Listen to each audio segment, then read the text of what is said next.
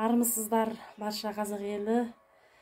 Самарқанның көк тасы еріген әз наурызымызды шын жүректен құттықтаймын. Тілеуі қабыл болсын, ұлыс оң болсын, ақ мол болсын. Бүгін сіздерге көженің қайнатылу түрін және қоспаларын көрсететін боламын.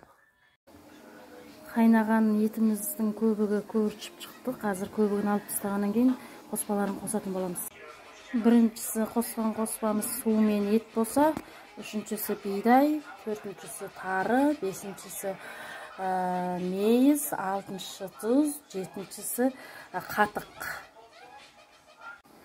Бидайымызды салдық. Онымен кішкене тарымызды саламыз.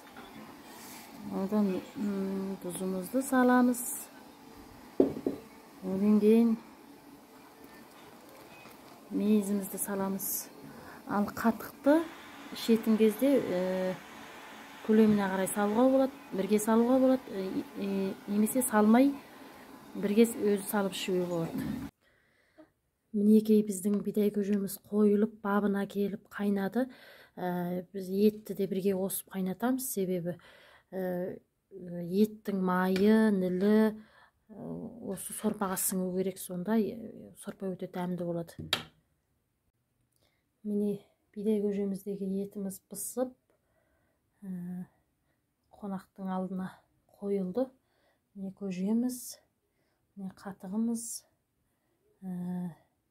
көжеміздің тәбетімізге қарай қатықты қосуға болады.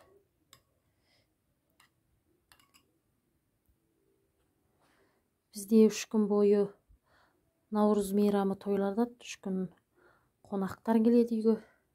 Айшылап 3 күнде де осылай көже қайнатып,